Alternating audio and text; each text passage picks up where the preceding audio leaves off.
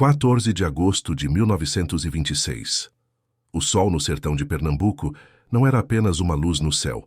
Era uma sentença de castigo que pesava sobre os ombros de qualquer homem que ousasse caminhar fora da sombra.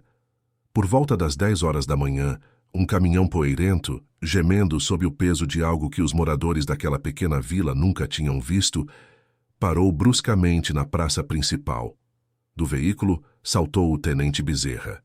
Ele não trazia apenas soldados. Ele trazia uma promessa de ordem embalada em metal frio.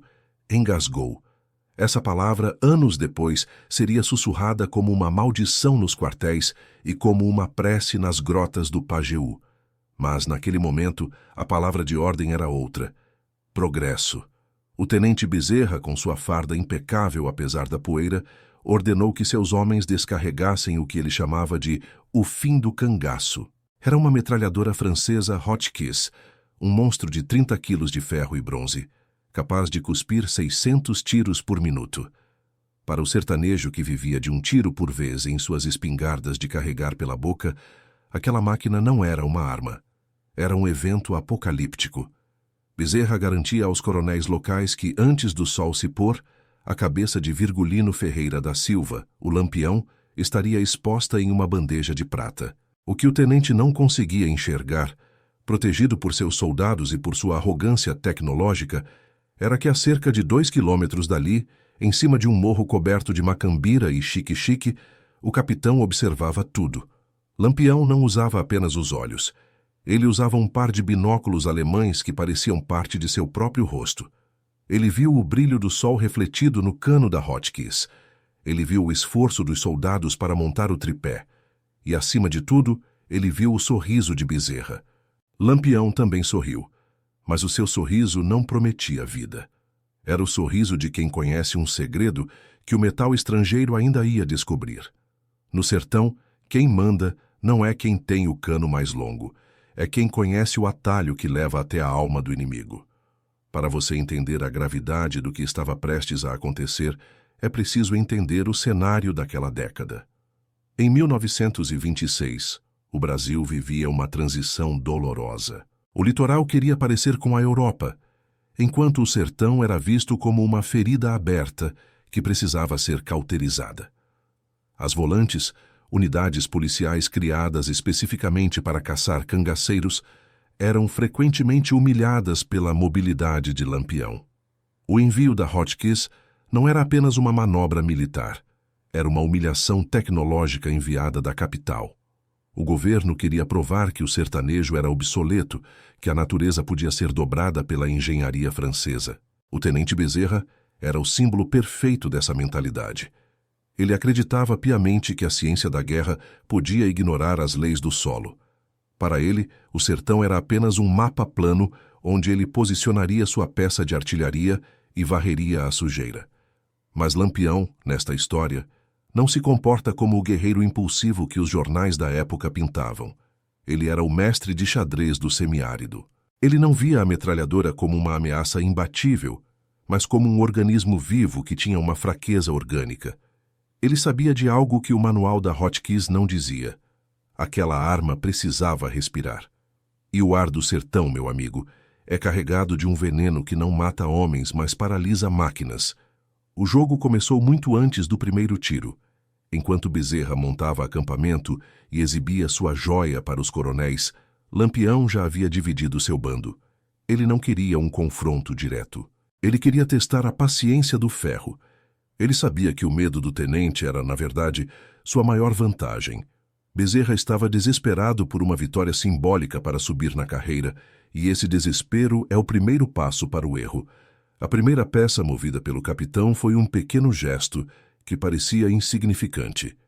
Ele chamou um menino da região, um desses pequenos caboclos que conhecem cada rastro de bicho, e deu a ele uma missão. O garoto deveria entregar um cantil de água ao tenente, como um gesto de boas-vindas da vila. Mas havia um detalhe. O cantil estava furado na base, coberto apenas por uma fina camada de cera que derreteria lentamente sob o sol. Por que Lampião faria isso? Qual o sentido de dar água a quem você quer destruir? A resposta estava na poeira. Lampião sabia que a Hotchkiss, imponente e destrutiva, tinha um pulmão sensível. Ela era feita para os campos de batalha da Europa, para a lama úmida ou para as trincheiras limpas.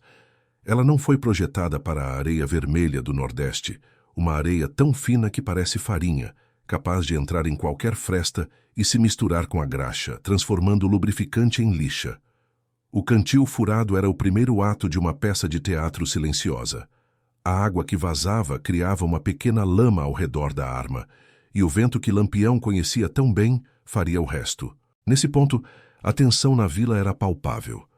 Os moradores trancavam as portas, e o silêncio só era quebrado pelo som metálico dos soldados limpando os pentes de munição.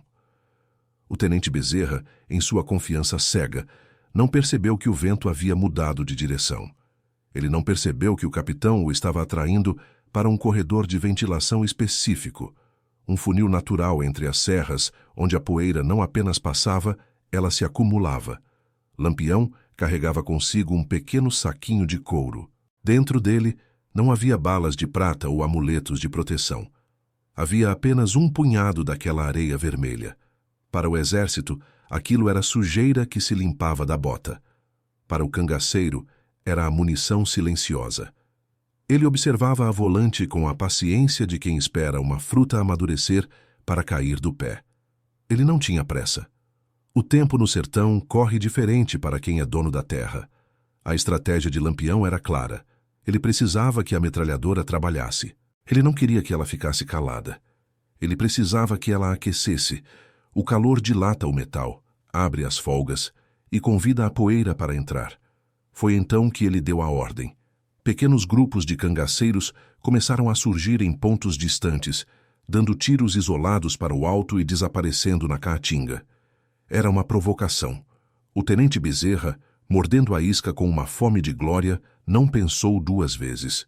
Ele queria testar o poder de fogo que tinha nas mãos. Ele ordenou que a Hotchkiss respondesse. O som era ensurdecedor. Rajadas longas, o cano começando a brilhar com o calor, a fumaça subindo. Os soldados gritavam de empolgação ao verem os galhos das árvores sendo ceifados pela chuva de chumbo. Mas Lampião, do seu posto de observação, apenas contava os segundos. Ele via a poeira levantada pelos cavalos de seus homens, que cavalgavam em círculos ao longe, criando uma nuvem artificial que o vento, obediente, soprava diretamente para a boca da máquina. Cada disparo da Hotchkiss era um suspiro profundo que sugava aquela poeira para dentro de suas engrenagens banhadas em óleo. O tenente achava que estava dominando o campo de batalha. Ele achava que o silêncio dos cangaceiros era sinal de medo. O que ele não sabia era que, a cada pente de munição trocado, a metralhadora estava se tornando um pouco mais lenta, um pouco mais pesada. O metal francês estava começando a lutar contra o chão brasileiro. Lampião sabia que o momento estava chegando. Ele conhecia o estalo metálico de uma arma que está prestes a falhar. É um som seco, diferente do disparo normal, um aviso de que o mecanismo não está mais deslizando, mas sim raspando. Ele se levantou, ajeitou o chapéu de couro com as estrelas de prata e disse aos seus homens: "O ferro está cansado. Agora vamos deixar ele dormir." Nesse exato momento, o tenente Bezerra ordenou a troca do terceiro pente. Ele suava, não apenas pelo calor, mas pela adrenalina de sentir-se um deus da guerra. Ele tocou o cano da arma e sentiu a temperatura escaldante. Foi quando ele ouviu um som metálico, um clac, que não deveria estar lá. A alavanca de manejo resistiu. Ele forçou. A máquina, que segundos antes parecia a solução para todos os problemas do governo, soltou um gemido de metal sofrendo e parou. O silêncio que caiu sobre a praça da vila foi mais aterrorizante do que qualquer tiroteio.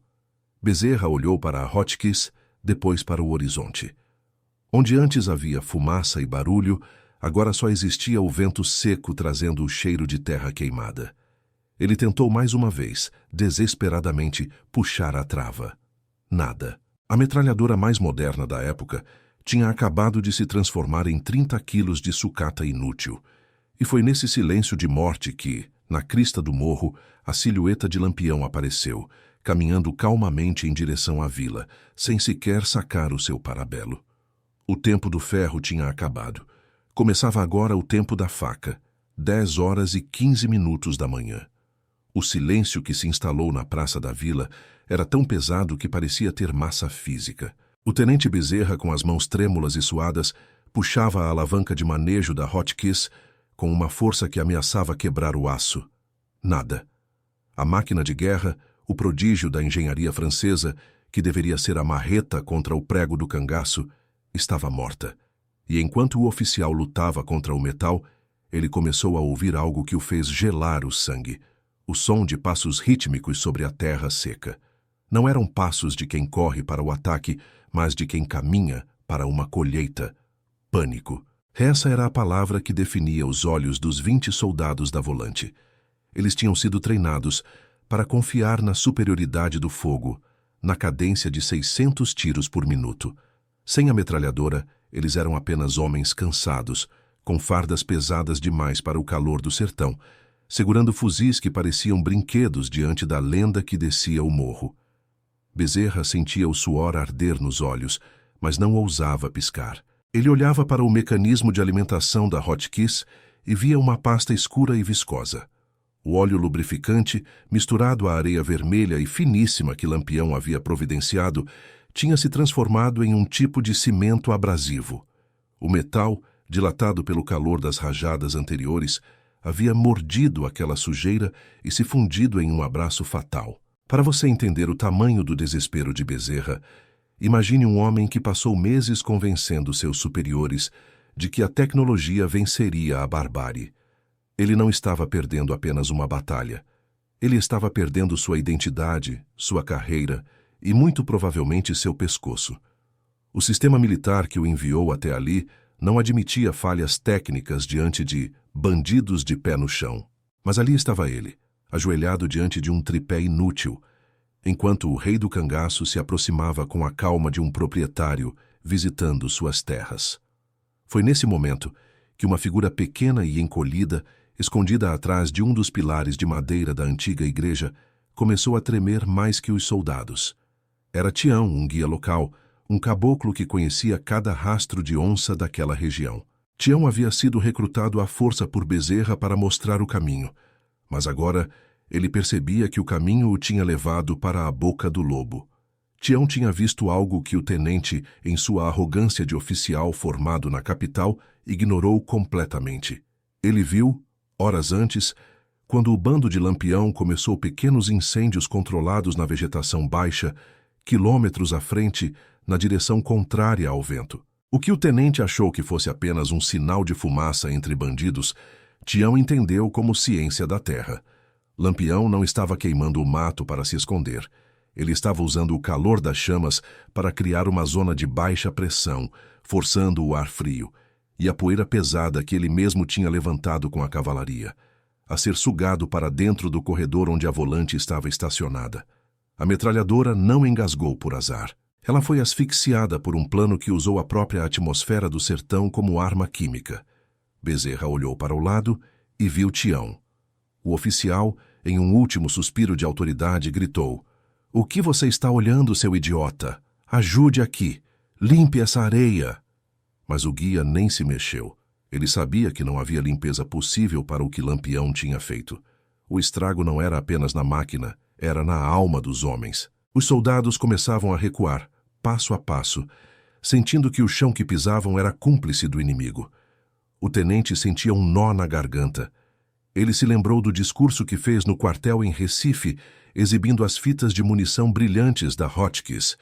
Ele prometeu que a ordem chegaria ao sertão pela ponta do cano. Agora a ponta do cano estava fria e entupida. O sentimento de traição começou a tomar conta dele. Ele se sentia traído pelo governo, pelo fabricante francês e, principalmente, pela sua própria inteligência. Como um homem que mal sabia ler, como Lampião, podia entender de mecânica de fluidos e termodinâmica melhor que um oficial do exército. O que ninguém ali sabia era que Lampião não era apenas um homem de armas. Ele era um observador obsessivo. Ele passava horas conversando com mecânicos de caminhão e armeiros clandestinos nas feiras de Garanhuns e Juazeiro.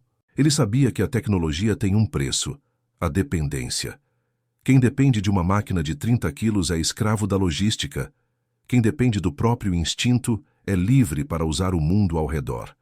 A distância entre o bando e a metralhadora diminuía. Lampião agora estava a menos de 100 metros.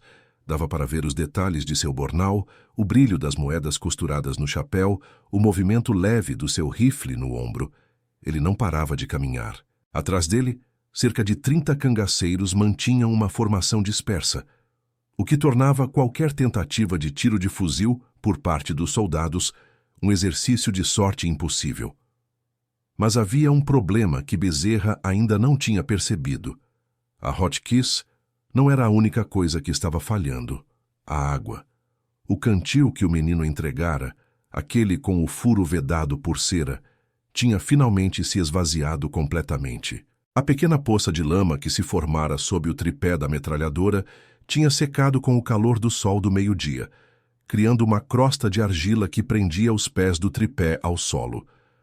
Se o tenente quisesse fugir com a arma, ele teria que lutar contra o próprio chão para arrancá-la dali. Era o cheque-mate geográfico. Bezerra sentiu um frio súbito apesar dos 40 graus. Ele olhou para seus soldados e viu que muitos já tinham baixado os fuzis. A autoridade militar estava derretendo como a cera do cantil. Foi então que uma nova informação, um detalhe que ninguém esperava, mudou o clima daquela praça. De um dos becos laterais surgiu um segundo grupo de cangaceiros, liderado por Corisco. Mas eles não traziam armas em punho. Eles traziam algo muito mais humilhante. Traziam vassouras de mato. Eles começaram a varrer o chão à frente de Lampião, levantando ainda mais poeira, como se estivessem preparando o tapete vermelho para um rei. A mensagem era clara. Nós limpamos o caminho para o capitão enquanto vocês não conseguem limpar sua própria arma. A inversão de poder era total. O exército, que deveria ser a força da limpeza e da ordem, estava sujo, travado e paralisado. O cangaço, que era visto como a sujeira do país, estava no controle absoluto do ambiente. Lampião parou a exatamente 10 passos da metralhadora. O tenente Bezerra, por puro reflexo, levou a mão ao coldre da sua pistola. Mas o movimento foi tão lento, tão carregado de derrota, que Lampião nem se deu ao trabalho de reagir. O capitão apenas cruzou os braços e olhou para a Hotchkiss com uma expressão de curiosidade, como se estivesse diante de uma peça de museu quebrada. "É pesada, né, tenente?" disse Lampião. A voz dele não era um grito, era quase um sussurro que o vento levava para todos os cantos da praça. Bezerra não respondeu. Ele sentia que se abrisse a boca, o que sairia não seriam palavras, mas o choro de um homem que descobriu que o mundo que ele acreditava não existia mais. Ele olhou para a metralhadora, para o saquinho de areia que Lampião agora tirava do bolso, e, finalmente, para os olhos do capitão por trás dos óculos redondos. Nesse instante, o oficial percebeu que o verdadeiro erro não foi trazer a Hotchkiss. O erro foi acreditar que o sertão era um lugar que precisava ser conquistado por máquinas, quando, na verdade, ele só podia ser entendido por quem aceitava fazer parte dele. Lampião pegou um punhado da areia vermelha do seu saquinho e, com um gesto teatral, deixou-a escorrer lentamente sobre o cano quente da metralhadora. O som do grão batendo no metal foi o único barulho na praça. A virada não foi um tiro. Foi a percepção de que, ali, a ciência francesa valia menos que um punhado de terra. Bezerra percebeu que sua vida agora dependia de um capricho do homem que ele veio para matar. E Lampião, vendo o terror absoluto no rosto do oficial, fez algo que ninguém esperava. Ele não sacou o punhal. Ele não ordenou o massacre. Ele apenas deu um passo à frente e tocou o metal da Hotchkiss, com a ponta do dedo, sentindo o calor que ainda restava. O que aconteceu nos minutos seguintes mudaria para sempre a reputação do tenente Bezerra e transformaria aquela metralhadora no maior símbolo da derrota militar no sertão. Mas, antes de Lampião proferir sua sentença final, ele olhou para Tião, o guia, e fez um sinal com a cabeça. O segredo que Tião carregava, aquele que ele viu na mata antes do sol nascer, estava prestes a ser revelado por inteiro. E a verdade era muito mais humilhante para o exército do que um simples engasgo mecânico. 12:00 em ponto. O sol agora estava no seu zênite, uma bola de fogo branco que não permitia sombras no chão da praça. O tenente Bezerra, ainda com a mão no coldre da pistola, sentia o peso de cada segundo de silêncio. Lampião, a apenas 10 passos de distância, não parecia um fora da lei fugindo da justiça. Ele parecia um juiz prestes a ditar uma sentença que ninguém poderia apelar. O capitão olhou para o oficial, depois para a Hotchkiss travada e, finalmente, para o pequeno saquinho de areia vermelha em sua mão. Sucata. Essa foi a palavra que ecoou na mente de todos os presentes, embora ninguém a tivesse pronunciado ainda. Lampião deu o passo final. Ele ignorou os soldados da volante, que estavam com os dedos congelados nos gatilhos de seus fuzis Mauser, e parou exatamente ao lado da metralhadora. Ele estendeu a mão e, com uma calma que beirava o insulto, tocou o metal fumegante da Hotchkiss. O chiado da pele tocando o aço quente foi audível. Lampião não retirou a mão. Ele sentiu o calor, sentiu a vibração da máquina que tinha tentado, minutos antes, apagar sua existência. Foi então que Tião, o guia, viu o que Lampião queria que todos vissem. O capitão olhou para o tenente Bezerra e soltou uma risada curta, seca como a madeira do umbuzeiro. Ele apontou para o cano da arma, onde a mistura de areia, óleo e a umidade do cantil furado tinha criado uma crosta que parecia pedra. "Tenente", começou Lampião, com uma voz que cortava o ar como uma lâmina de punhal. "O senhor trouxe um monstro de ferro para uma terra que só aceita carne e osso. O senhor achou que a ciência de Paris era mais forte que o pó da minha terra?" Bezerra tentou balbuciar algo, mas sua voz morreu na garganta. Ele viu Lampião pegar o cantil furado, que agora jazia no chão, e jogá-lo aos pés do oficial. O som do couro vazio batendo na poeira selou o destino daquela manhã. O capitão explicou, não para o tenente, mas para a história que seria contada nas feiras. Uma metralhadora precisa de ar limpo para não morrer sufocada, assim como um homem precisa de honra para não morrer de vergonha. Ao atrair a volante para aquele corredor de vento e usar o fogo para manipular a poeira, Lampião não estava apenas lutando uma guerra. Ele estava ensinando uma lição de física prática. O clímax não veio com o barulho de tiros, mas com a pressão insuportável do desprezo. Lampião deu as costas para a metralhadora e para o tenente. Ele caminhou até o centro da praça e fez um sinal para Corisco e os outros cangaceiros. Por um momento, todos acharam que a ordem de execução seria dada. Os soldados fecharam os olhos esperando o impacto. Mas o que aconteceu foi uma inversão completa de tudo o que se esperava de um encontro entre a polícia e o cangaço. "Podem ir", disse Lampião, sem olhar para trás. "Levem essa carcaça de ferro com vocês, mas levem nas costas, porque o chão do sertão não vai mais carregar o peso de quem não sabe respeitar o vento." A humilhação foi total. Lampião proibiu seus homens de tocarem na metralhadora. Ele não a queria como troféu. Para ele, uma arma que dependia de tanta frescura para funcionar era um fardo, não uma vantagem. Ele queria que Bezerra voltasse para a capital carregando 30 quilos de fracasso. Ele queria que cada quilômetro de volta fosse um lembrete de que a tecnologia, sem o conhecimento do território, é apenas um peso morto. Os soldados, em um estado de choque catatônico, começaram a desmontar o tripé. Bezerra, com o rosto vermelho de vergonha e o uniforme agora manchado pela lama que ele mesmo ajudou a criar, teve que ajudar a carregar a Hotchkiss. Eles saíram da vila, sob o olhar silencioso dos moradores e o riso contido dos cangaceiros. Não houve um único disparo de despedida. O silêncio era a arma mais potente que Lampião tinha usado naquele dia. Nas próximas 72 horas, a notícia correu às grotas e serras como fogo em palha seca. A história já não era mais sobre uma metralhadora que engasgou. A lenda dizia que Lampião tinha encantado o ferro do governo. Dizia-se que o capitão tinha rezado uma oração tão forte que o aço francês se recusou a cuspir fogo contra o rei do cangaço. A verdade técnica, a poeira, o calor e o óleo, foi engolida pelo mito da invencibilidade. Em 6 meses, o efeito dominó daquele evento destruiu o que restava da carreira do tenente Bezerra. Ele pediu baixa do exército, incapaz de encarar os subordinados que o viram ajoelhado diante de uma máquina travada. Dizem que, até o fim de sua vida, ele nunca mais conseguiu olhar para um punhado de areia sem sentir o cheiro de óleo queimado e ouvir a risada de Virgulino. A Hotchkiss, capturada meses depois por outra volante em um estado deplorável, foi enviada para um museu militar, mas os mecânicos da época diziam que ela nunca mais funcionou direito. O solo do sertão parecia ter deixado uma marca permanente em suas engrenagens, um aviso invisível de que o aço estrangeiro tem limites. A lição que ficou para os coronéis e para o governo foi amarga. No sertão, a inteligência é o gatilho que nunca falha.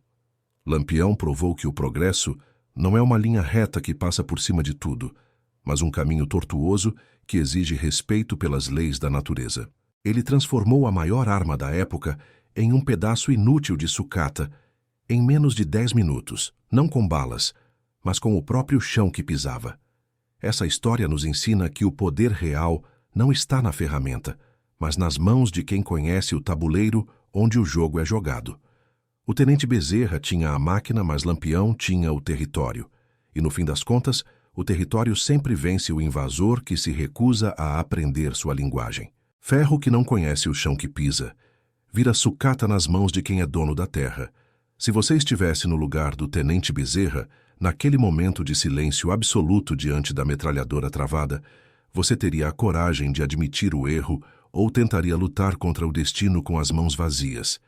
O que vale mais, a tecnologia que te dão ou o instinto com o qual você nasce? Se você gosta de histórias onde a estratégia e a mente humana superam a força bruta, existem outros relatos de bastidores e decisões extremas aqui no canal que você precisa conhecer. A história do Brasil é feita desses momentos de silêncio que dizem mais que 1000 rajadas de metralhadora. Não se esqueça de se inscrever para não perder o próximo mergulho nos arquivos que o tempo tentou apagar. Deixe seu comentário sobre a tática de Lampião e nos vemos na próxima história.